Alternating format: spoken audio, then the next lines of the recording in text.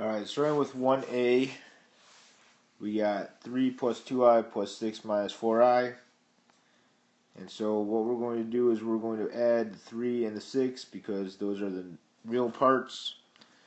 We're going to take the 2i plus the negative 4i, and that gives me negative 2i, and we are finished.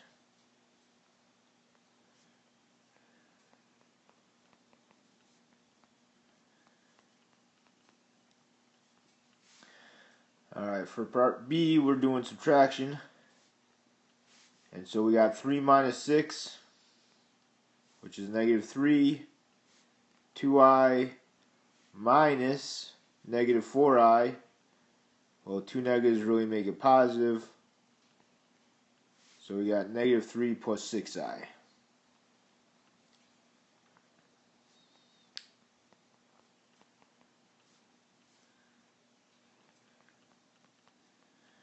When we multiply these, 3 times 6 is 18, and 3 times negative 4i is negative 12i. 2i times 6 is plus 12i, and 2i times negative 4i is negative 8i squared, which means that's plus 8 because I squared is the same thing as negative 1.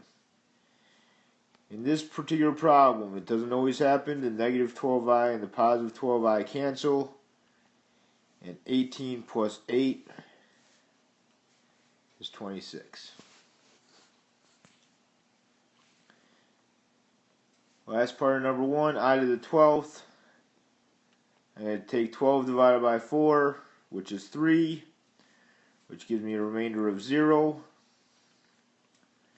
which means I have I to the 0 power. And I to the 0 power is 1. Just so you can remember, I to the 0 is 1, I to the first is I squared is negative 1, and I cubed is negative I. And those are the 4 you need to know. For 2a, I'm going to multiply the top and bottom by the conjugate, which is the denominator, but instead of using a minus, I'm going to use a plus. So in the numerator, 1 times 2 is 2, 1 times 3i is 3i, 4i times 2 is 8i, and 4i times 3i is 12i squared, which is really negative 12. So we got 2 minus 12, which is negative 10. 3i plus 8i is 11i. Divided by, in the denominator we got 2 times 2, which is 4, plus 6i,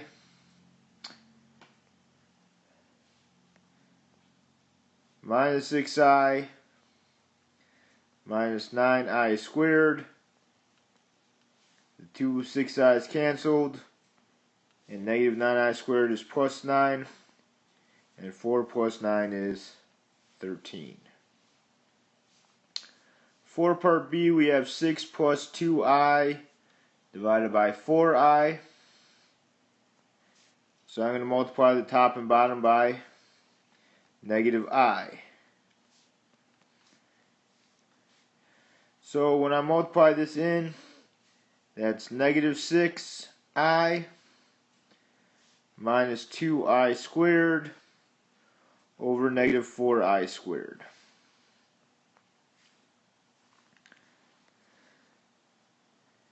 There's a positive 2.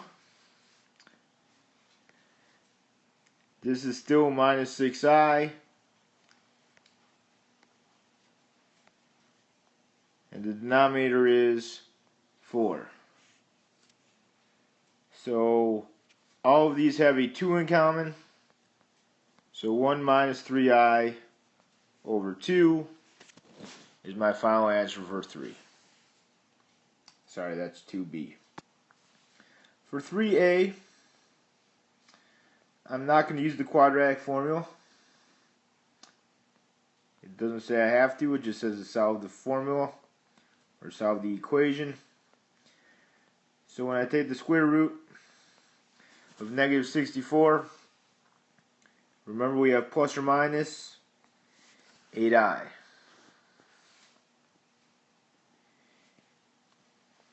For part B, this time I will use the quadratic formula with a equals 1, b equals negative 10, and c equals 26. So two negatives make a positive. In the denominator I have 2 times 1. And here I have negative 10. Remember to put the negative 10 in parentheses, squared, minus 4 times 1 times 26.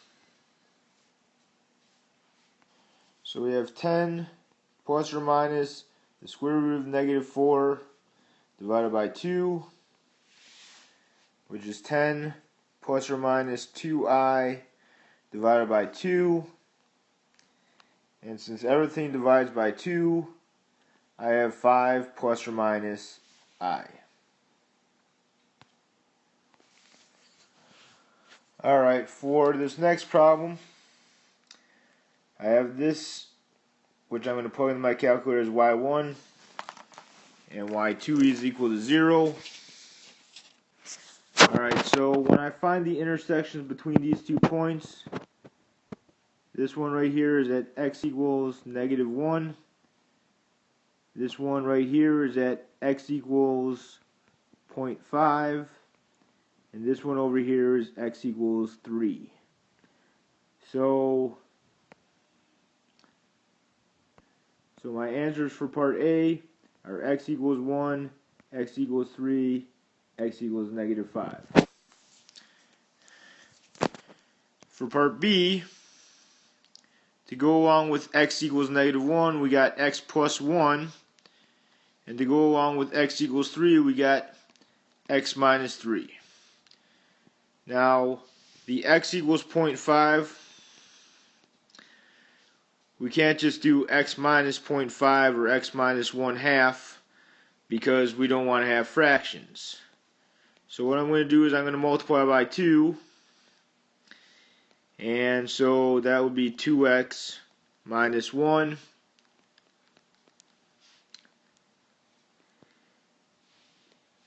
And there's my answer for part B.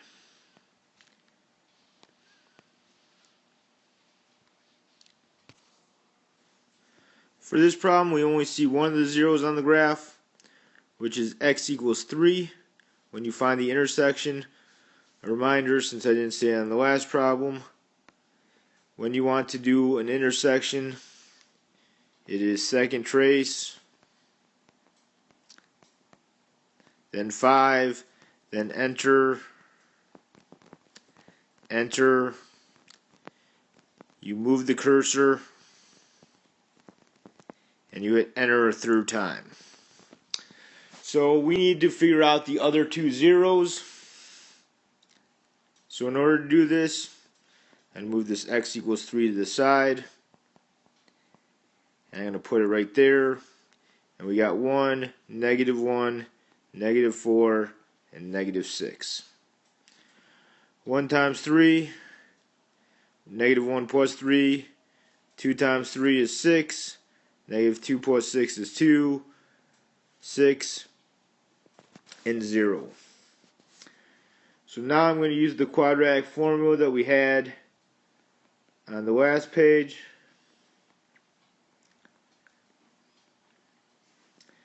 So negative 2 plus or minus 2 times 1 on the bottom. Here's A, B, and C. 2 squared minus 4 times 1 times 2 gives me negative 2 plus or minus the square root of negative 4 over 2, which gives me negative 2 plus or minus 2i over 2. They all have an I in common, or I'm sorry, they all have a 2 in common. So I got negative 1 plus or minus I or -1 plus I and -1 minus I, and 3. For part B, the factor that goes along with x equals 3 is x minus 3. We always change the sign, so this will be x plus 1 minus I,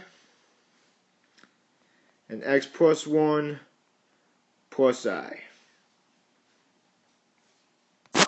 Okay, for this next problem, we have a 0 at x equals -3, 1 at x equals 1, and 1 at x equals 4.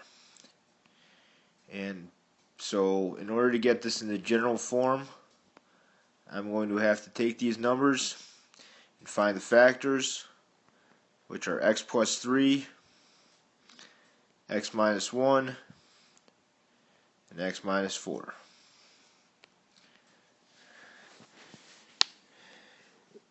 I'm going to multiply these two together first. X times x is x squared, minus 1x, plus 3x, minus 3. So we got x squared plus 2x minus 3 times x minus 4.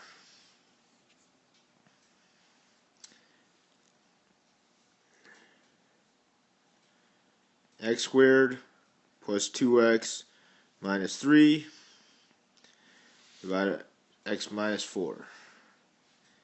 X times x squared is x cubed. 2x squared, negative 3x. For the bottom row, negative 4 times x squared is negative 4x squared. Negative 8x, positive 12. So we wind up with x cubed minus 2x squared minus 11x plus 12. And that's my answer for number 6. For problem number 7, we have at x equals -2 and at x equals 3 there is a double root, so I'm going to write x equals 3 twice. Which means that I'm going to have to multiply x plus 2 times x minus 3 times x minus 3 again. X squared minus 3x plus 2x minus 6.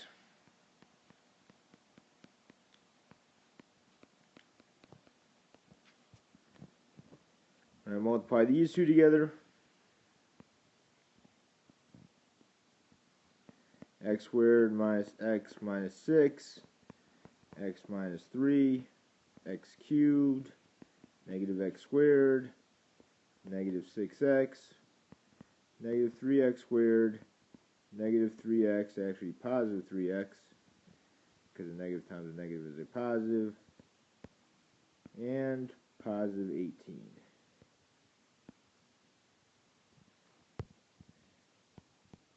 X cubed minus 4x squared minus 3x plus 18. For this problem, it says to graph the function first, so I'm actually going to do the other part first. So b, I'm going to set the denominator equal to 0.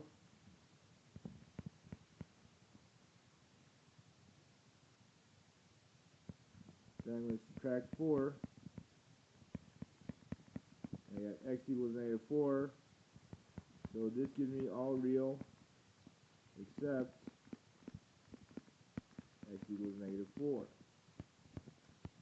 And it actually gave me the answer for C as well, because the vertical asymptote will be at x equals -4. Now in this problem, I should do B up here. Both of these have x's, so I'm going to use the numbers in front.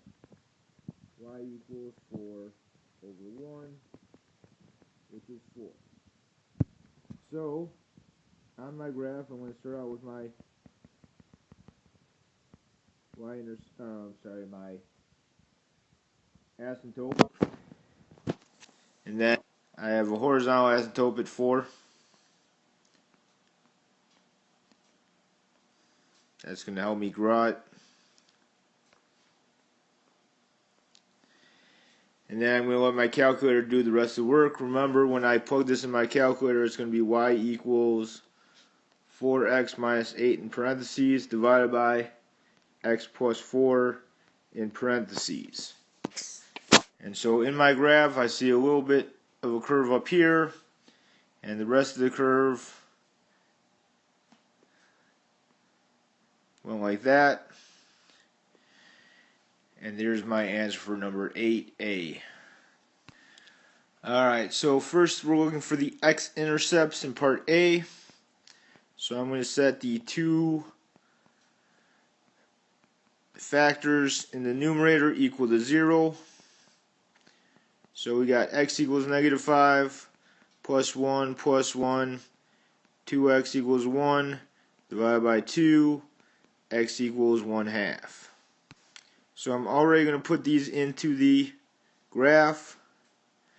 So at negative 5 and at positive 1/2 I have points on the x-axis. For part B I plug in 0. So I got 0 plus 5, 2 times 0 minus 1 divided by 0 minus 2 times 0 plus 3, which gives me negative 5 on the top and negative 6 on the bottom. So that's going to be 5 over 6. So my y-intercept is right there in green. For the vertical asymptotes, I'm going to do the two denominator factors equal to 0.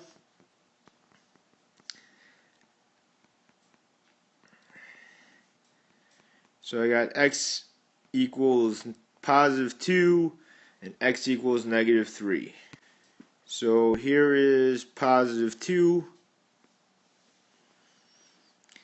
and here is negative 3. And I may as well skip down to E because it's the same answer as C. All real except x equals 2 and negative 3.